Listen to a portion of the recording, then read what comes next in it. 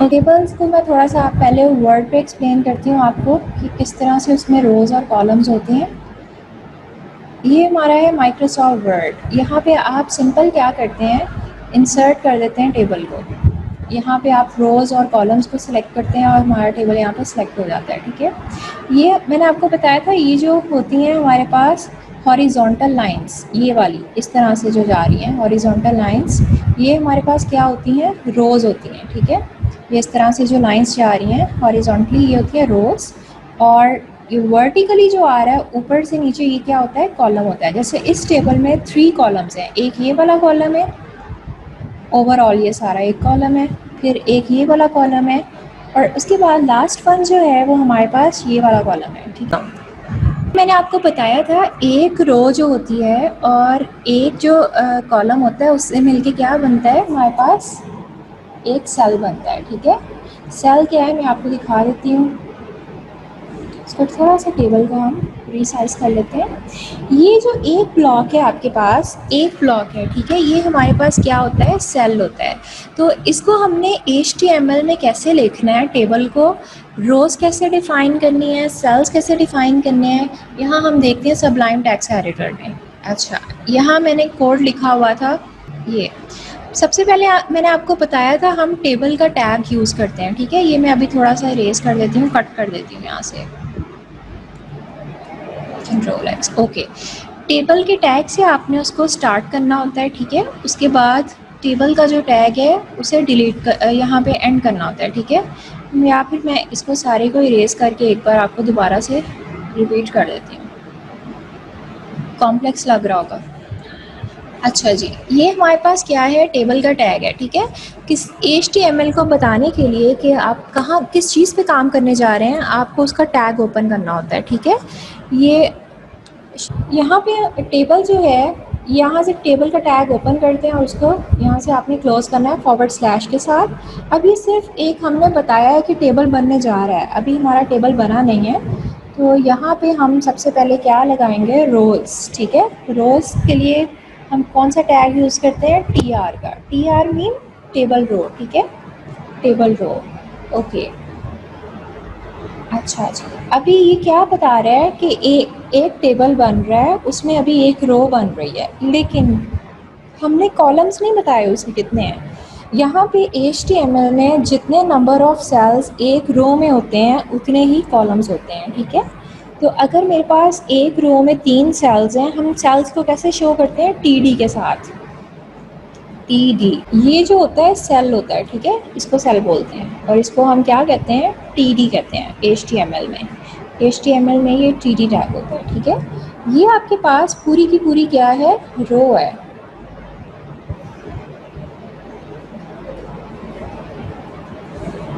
ये जो आपको ब्लू एरो में नज़र आ रही है दैट इज़ रो। ठीक है, ये हमारे पास रो होती है। यहाँ पे अगर मैं,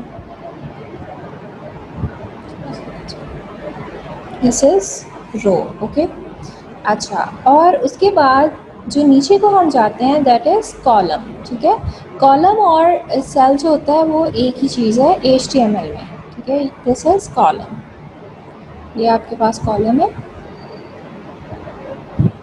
ठीक है, तो अभी हमने क्या किया है, एक रो क्रिएट की है दैट इज़ TR।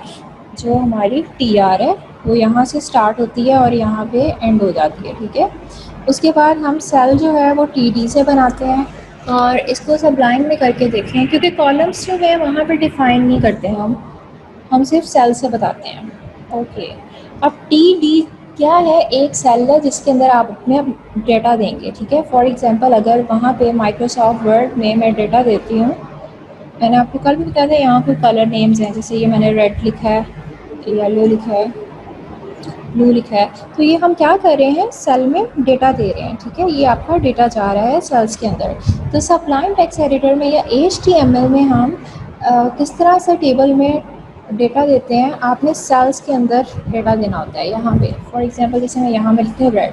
अच्छा, आपको बार बार ये टाइप करने की ज़रूरत नहीं है, एक बार इसको कॉपी करके पेस्ट कर सकते हैं। ठीक है, ओके, तो अभी क्या बनेगा, हमारे पास एक रो होगी और उस एक रो में 3 सेल्स होंगे, दैट इज़ 3 कॉलम्स, ठीक है। लेकिन स्टिल मैंने आपको बताया था ये अभी टेबुलर फॉर्म में शो नहीं होगा। क्यों नहीं शो होगा? क्योंकि इस टेबल का कोई बॉर्डर नहीं है, ये टेबल बॉर्डरलेस है। अब इसको हम देखते हैं रन करके।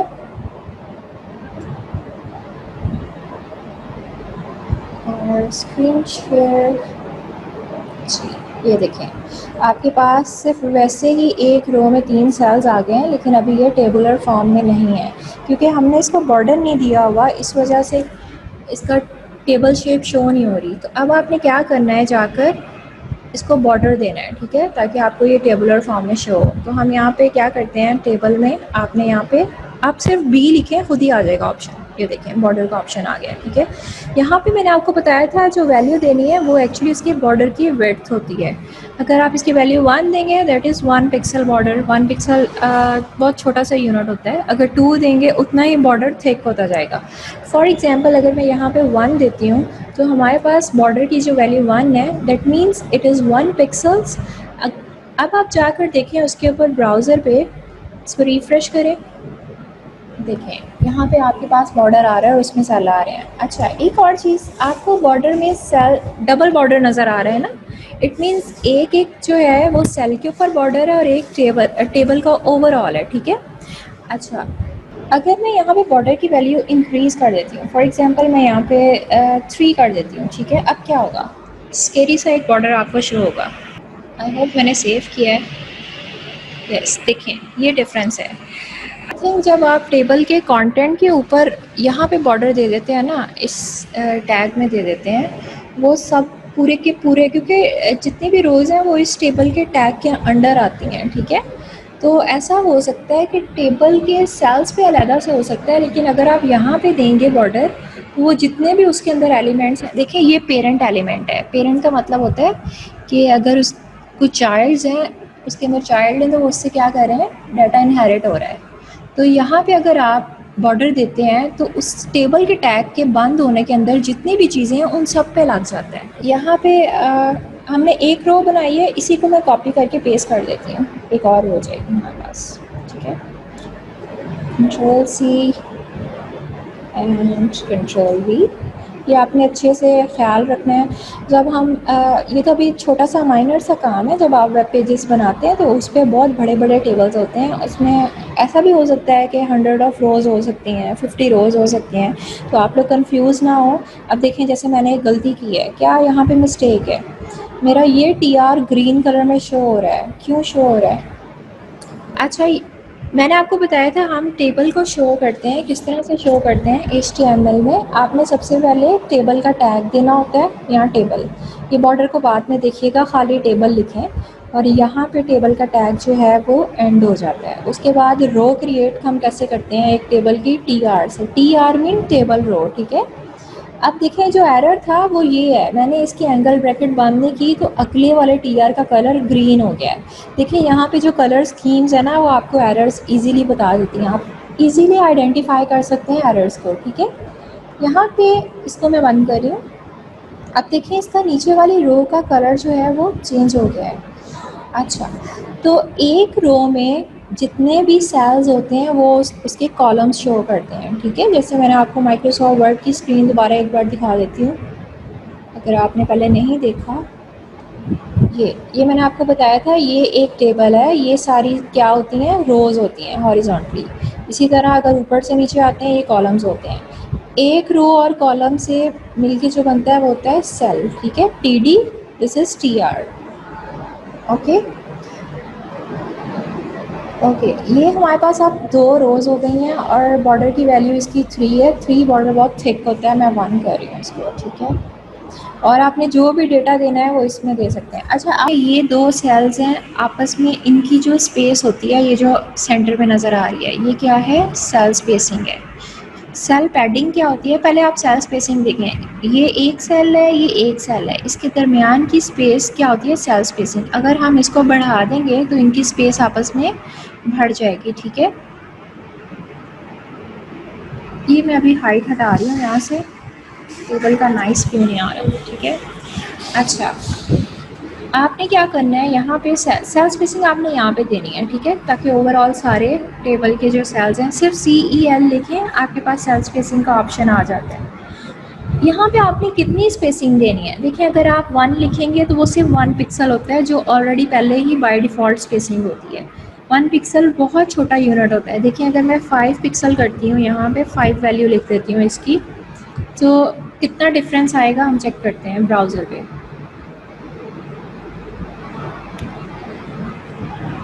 इसको मैं रिफ़्रेश करती हूँ, देखिए इसमें स्पेस थोड़ी ज़्यादा हुई है, ठीक है। अगर इससे भी ज़्यादा आपने करके देख लिया तो आप 5 की जगह वहाँ 10 to 15 जितना मर्ज़ी उसको बढ़ा दें, उतनी ज़्यादा उसकी क्या हो जाती है, स्पेसिंग हो जाती है, ठीक है। यहाँ 5 है, इसको अगर मैं फॉर एग्ज़ाम्पल 15 कर देती हूँ और अब इसको सेव करते हैं Ctrl+S से। सेव करना मत भूला करें आप लोग और रिफ़्रेश किया करें इसको, तो ये देखें इसमें और ज़्यादा स्पेस बढ़ गई है, ठीक है। अब सेल पैडिंग क्या चीज़ है, सेल पैडिंग होता है हमारे पास ये जो अंदर टेक्स्ट लिखा है ना, ब्लू लिखा हुआ है और उसके बाहर बॉर्डर है, इस टेक्स्ट की और इस बॉर्डर की स्पेस को हम बोलते हैं सेल पैडिंग, ठीक है। इसको अगर आपने बढ़ाना हो, ठीक है, यहाँ पे अब आपने क्या देनी है, इसको मैं ज़रा सा रिड्यूस कर देती हूँ, सेल पैडिंग देनी है, ठीक है, सेल पैडिंग। और सेल पैडिंग की वैल्यू मैं यहाँ पे 10 दे देती हूँ ताकि आपको डिफरेंस नज़र आए। Ctrl+S करके इसको सेव करें और दोबारा से इसको रन करें। अच्छा ये देखें, अब आपने डिफरेंस चेक किया, यहाँ पे पहले ब्लू जो था वो बॉर्डर के साथ जुड़ा हुआ था, मतलब बी जो टेक्स्ट था वो बॉर्डर के साथ बिल्कुल ही जुड़ा हुआ था। अब क्या हो रहा है, टेक्स्ट जो है वो थोड़ी सी उसमें स्पेसिंग आई है, और ये कितनी स्पेसिंग है, हमारे पास 10 पिक्सल्स की स्पेसिंग है, ठीक है, 10 पिक्सल्स की। 10 पिक्सल्स बहुत थोड़ा होता है यूनिट, 1 पिक्सल ही बहुत थोड़ा होता है। ये जो बारीक सा बॉर्डर नज़र आ रहा है ये 1 पिक्सल का है, मतलब 1 पिक्सल अगर आप लिखते हैं तो सिर्फ इतनी सी स्पेस आती है जितना बारीक ये बॉर्डर है, यहाँ पे जितना थिन है ये, ठीक है।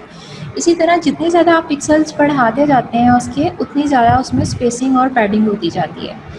उसके बाद टेबल में 2 और कॉन्सेप्ट थे हमारे पास, एक था रो स्पैन और एक था कॉल स्पैन का, ठीक है। Row span and col span वो क्या होता है, पहले मैं आपको माइक्रोसॉफ्ट वर्ड पे दिखाती हूँ क्या होता है, ठीक है। रो स्पैन हमारे पास, ये ध्यान से सुना, ये थोड़ा सा कॉम्प्लेक्स कॉन्सेप्ट है।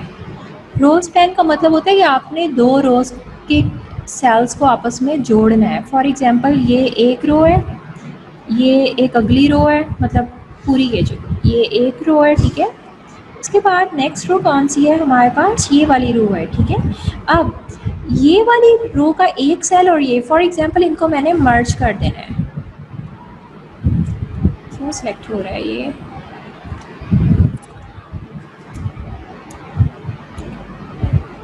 ये देखें, ये जो 2 सेल थे वो अब एक सेल, मतलब एक बिगर सेल बन गया, यहाँ पे मर्ज हो गए हैं, ठीक है। तो ये हमने क्या की है, रो स्पैनिंग की है, रो स्पैन हो गया। रो स्पैन की वैल्यू क्या है, 2 है। 2 क्यों है, क्योंकि हमने 2 सेल्स को जोड़ा है, अगर इसकी वैल्यू 3 होती तो ये वाला भी साथ में जुड़ जाना था, ठीक है। इसी तरह अगर 4 होती तो ये भी चला जाना था। तो रो स्पैनिंग में रो स्पैन आपने कर दिया, अब हम इसको HTML में कैसे करेंगे। अच्छा यहाँ थोड़ी सी कन्फ्यूजन होगी आपको, आप लोग सोचते होंगे कि रो जो है वो इस तरह से होती है लेकिन स्पैनिंग नीचे ऊपर हो रही है, क्यों। हमने रो स्पैन किया है, एक ये रो है एक ये रो है, तो रोज को आपस में स्पैन करेंगे तो नीचे को स्पेसिंग आएगी, ठीक है। अगर आपने कॉल स्पैन करना है, कॉलम स्पैन करना है, पहले हम रो स्पैन करके देखते हैं। HTML में देखते हैं।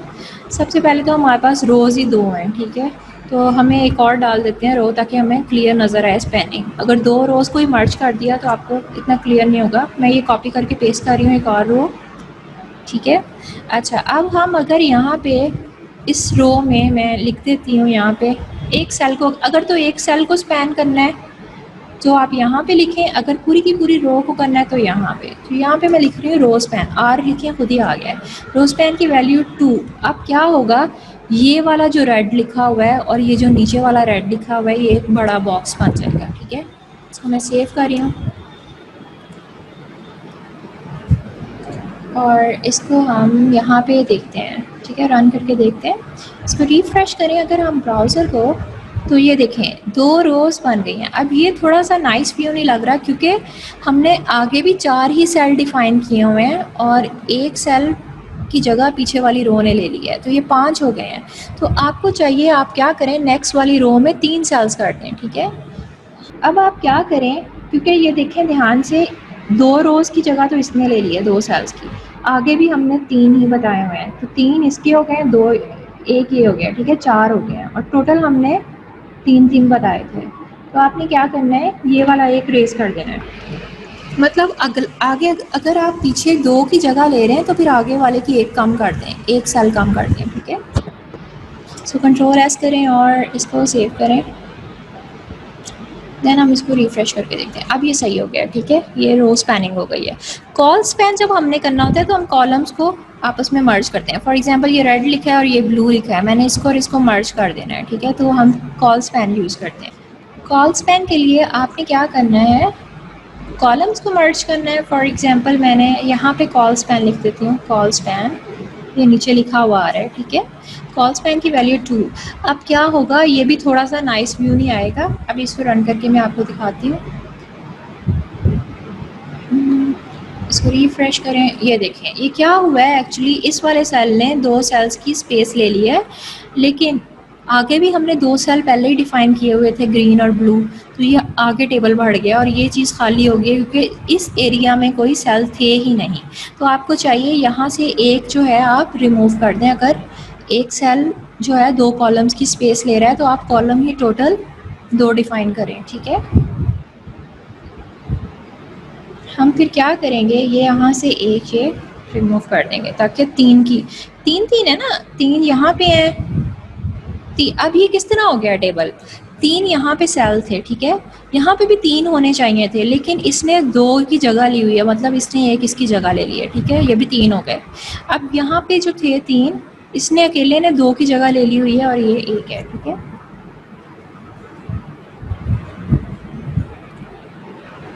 ओके, अब इसको रिफ्रेश करते हैं, तो ये देखें नाइस भी हो गया, ये हमारा कॉल स्पैन है और ये हमारी रो स्पैन है, ठीक है।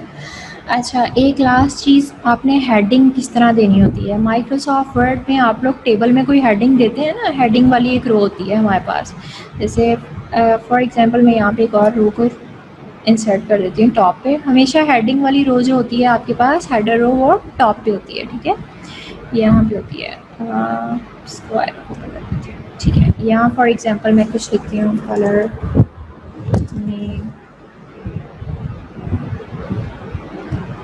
आईडी, कलर आईडी नंबर, कुछ भी लिखते हैं, हेडिंग देनी होती है। जैसे अगर डेट शीट है आपके पास तो ऊपर डेज के नेम लिखे होते हैं, वो हेडिंग में होते हैं, और ज़रा बड़े साइज़ में और थोड़े से बोल्ड होते हैं, तो ये एक हेडिंग है टेबल की। HTML में हेडिंग कैसे देते हैं अब ये देखते हैं हम, ठीक है। हेडिंग को हम कैसे देते हैं, क्योंकि हेडिंग टॉप पे होती है तो आपने इस रो से ऊपर देनी है हेडिंग, ठीक है। यहाँ पे हम क्या करेंगे, ये भी सेम वैसे ही है, आपने क्या करना है, TR ही लिखना है, कैपिटल में खुल गया मुझसे, वैसे आप कैपिटल में भी कर सकते हैं, इसमें केस सेंसिटिव लैंग्वेज नहीं है ये बिल्कुल भी, आप कैपिटल में लिखें, स्मॉल में लिखें। अच्छा, आपने यहाँ पे TD की जगह क्या यूज़ करना है, TH यूज़ करना है, टेबल हेड, ठीक है, table head TH, table header. तो इसको मैं एक बार कॉपी करके 3 बार पेस्ट कर लेती हूँ क्योंकि हमारे पास नीचे 3 सेल्स हैं। ओके, यहाँ पे हम कुछ भी लिखते हैं, कलर नेम, कलर आईडी, और यहाँ पे आएगा हमारे पास कलर नंबर, कुछ भी लिख सकते हैं आप, ठीक है।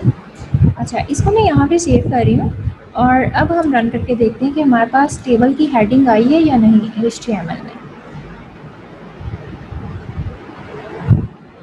ये देखें, ये आपके पास हेडर रो आ गई है, ठीक है।